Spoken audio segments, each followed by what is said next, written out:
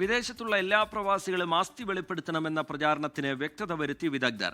സാധാരണക്കാരായ പ്രവാസികൾ ആസ്തി വെളിപ്പെടുത്തണമെന്ന് നിർദ്ദേശമില്ല. ഇന്ത്യയിൽ താമസിക്കുന്നവരുടെ വിദേശത്തുള്ള സ്വത്തുക്കളുടെയും വരുമാനങ്ങളുടെയും വിവരങ്ങളാണ് ആദായനികുതി വകുപ്പിന് സമർപ്പിക്കേണ്ടത്.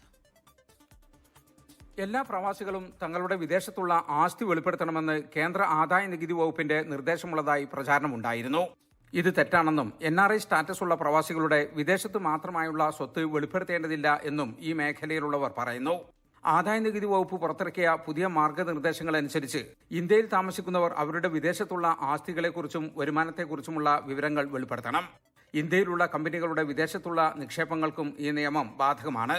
എന്നാൽ NRI സ്റ്റാറ്റസ് ഉള്ള പ്രവാസികളുടെ വിദേശത്തുള്ള സ്വത്തിനും വരുമാനത്തിനും ഇത് ബാധകമല്ലെന്ന് സൗദിയിലെ അറബ് കൺസൾട്ട് ഹൌസ് CEOയും പ്രോ യൂണിയൻ ഓഡിറ്റ് ഡയറക്ടറുമായ നജീബ് മുസ്ലിയാരകത്ത് പറഞ്ഞു. റെസിഡന്റ് ഇന്ത്യൻ ആണ്, അയാൾക്ക് വിദേശത്ത് ആസ്തി ഉണ്ടെങ്കിൽ അത് വെളിപ്പെടുത്തേണ്ടത്. ഒരു നോൺ റെസിഡൻസ് NRI ആയിട്ടുള്ള ഒരാൾക്ക് അവരുടെ ആസ്തി വെളിപ്പെടുത്തേണ്ട ഒരു ആവശ്യം ഇപ്പോഴത്തെ നിയമത്തിലില്ല. രണ്ടാമത്തെ വിഷയം, ഈ സൗദി അറേബ്യയെ കുറിച്ചാണെങ്കിൽ സൗദിയിൽ ഒരുപാട് ഇന്ത്യൻ കമ്പനികളുടെ ഓണർഷിപ്പിൽ സൗദിയിൽ കമ്പനികൾ രജിസ്റ്റർ ചെയ്തിട്ടുണ്ട്.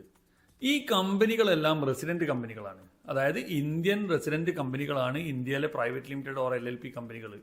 ആ കമ്പനികൾ അവരുടെ ആസ്തി അല്ലെങ്കിൽ ആ കമ്പനിയുടെ സബ്സിഡറി ആയിട്ട് അല്ലെങ്കിൽ ഒരു ബ്രാഞ്ചായിട്ട് സൗദി അറേബ്യയിൽ ഒരു കമ്പനി തുടങ്ങിയിട്ടുണ്ട് എന്നുള്ള കാര്യം ഇന്ത്യയിൽ വെളിപ്പെടുത്താൻ ആ കമ്പനി ഓണേഴ്സ് ബാധ്യസ്ഥരാണ്. ഈവൻ ആ കമ്പനി ഓണർ NRI ആണെങ്കിലും ആ കമ്പനി ഇന്ത്യൻ കമ്പനിയാണ്. ഇന്ത്യയിൽ താമസിക്കുന്ന ഏതൊരാളും വിദേശ വരുമാനമോ ആസ്തിയോ ഉണ്ടെങ്കിൽ അത് വെളിപ്പെടുത്തേണ്ടതുണ്ട്. വരുമാനം നികുതി പരിധിക്ക് താഴെയാണെങ്കിൽ പോലും അത് വെളിപ്പെടുത്തണം. മുൻ വർഷം 182 ദിവസമോ അതിലധികമോ ഇന്ത്യയിൽ താമസിച്ച വ്യക്തി താമസക്കാരനാണ്.